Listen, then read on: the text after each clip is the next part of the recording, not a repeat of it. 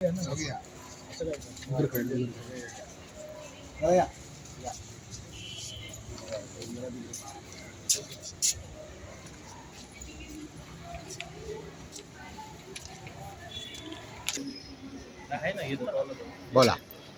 Me advocate Subhash Ambore, Republican Party of India Athawale पक्षाचा मी डोंबिवली शहराचा युवक अध्यक्ष आहे. नुकतीच आमचे कल्याण डोंबिवली जिल्हाध्यक्ष माननीय प्रल्हाद जाधव साहेब तसेच युवकांचे जिल्हा अध्यक्ष जय जाधव साहेब यांनी स्वाक्षरी केलेलं पत्र आणि माननीय रामदासजी आठवले साहेब केंद्रीय सामाजिक न्याय राज्यमंत्री भारत सरकार आणि पक्षाचे राष्ट्रीय अध्यक्ष यांच्या हस्ते आणि त्यांच्या मान्यतेने आणि जिल्हा कमिटी शहर कमिटी या सर्वांच्या मान्यतेने मला युवक अध्यक्षपद डोंबिवली शहराचं पद दिलं होतं.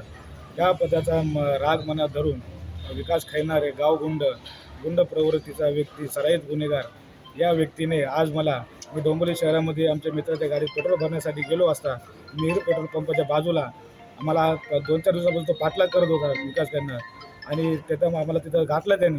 तिथे गाठून माझ्या अंगावर गाडी घालण्याचा प्रयत्न केला.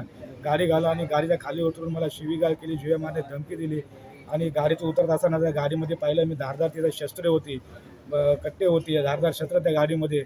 पूर्ण गाडीला काचाचे फीत लावलं असं आम्हाला बाहेरून काही कळालं नाही. परंतु जेव्हा दार उघडून तो बाहेर आम्हाला जीव मारण्याच्या प्रयत्न बाहेर आला हल्ला करण्यासाठी तेव्हा आम्हाला ते दिसलं सर्व या ठिकाणी आणि आम्हाला जीवे मारण्याची धमकी दिली. आम्ही बोललो तू मला काय बोलतो तू बोलतो तू डोंबिवली शहराध्यक्षपद का घेतला. मी बोललो जाधव साहेबांनी आम्हाला दिलेलं आहे, आठवले साहेबांनी आम्हाला पत्र दिलेलं आहे, त्यांच्या मान्यतेने सर्व झालेलं आहे. तुम्ही बोललो मला कोण तो मला शिवीगाळ करतो. त्या जाधव साहेबांना पण आई बहिणीवर घाणघाण शिवा देतो तिथं रस्त्यामध्ये आणि आम्ही त्याला जा विचारलं तू असं काय करतो तुला जे काय असेल तो साहेबाला जाऊन भेट बोल, असं तू करायला नाही पाहिजे, चुकीचं आहे. परंतु तो कुठलाही न ऐकता गाडीचा बाहेर उचलून मला अंगावर आला, मला मारण्याचा प्रयत्न केला. तू वकील जरी असला तर तुला मी खतम करून टाकू, मारून टाकू, तुला माहिती नाही मी कोण आहे, मी मोठा गुंडा आहे का डोंबिवली शहराचा भाई आहे आणि तुला खतम केल्याशिवाय मी राहणार नाही, अशा प्रकारच्या धमक्या दिल्या. मी त्याला उत्तर दिलं मी तुला कायद्याच्या याच्यामध्ये उत्तर देईल, मी कायद्याचं पालन करणारा व्यक्ती आहे. आमचं डोंबिवली शहरामध्ये आम्ही समाजाचे न्याय हक्कासाठी लढत असतो.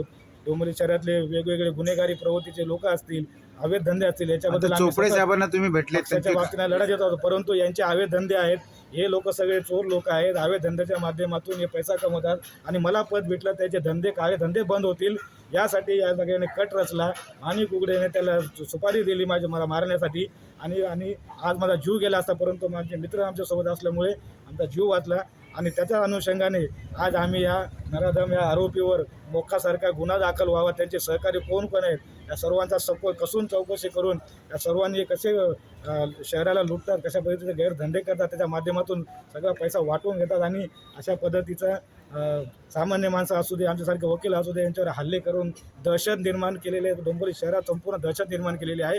या बाबी आम्ही आमचे जिल्हाध्यक्ष यांना कळवले, आमचे शहराध्यक्षांना कळवलं, आमचे झोपडपट्टी महासंघ जिल्हाध्यक्ष सर्वांना आम्ही कळवल्याच्या नंतर आमचा ठराव झाला की यांच्या या अशा प्रकारची गुन्हेगारी समूळ नष्ट झाला पाहिजे. डोंबिवली शहरामध्ये नागरिकांनी चांगला श्वास घेतला पाहिजे, गुन्हेगारी पूर्णपणे दहशत मुक्त झाला पाहिजे डोंबिवली शहरी, अशा मुद्द्यावर चर्चा करून आज आम्ही या ठिकाणी चोपडे साहेबांना सिनियर साहेबांना एक तक्रार दिलेली आहे, लेखी तक्रार.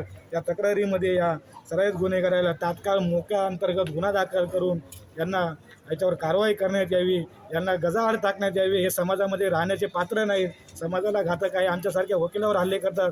उद्या आमचे लहान मुलं आहेत, तुमचे पत्रकार आहे, बंधू आहे, तुमच्यावर हल्ले होऊ शकतात.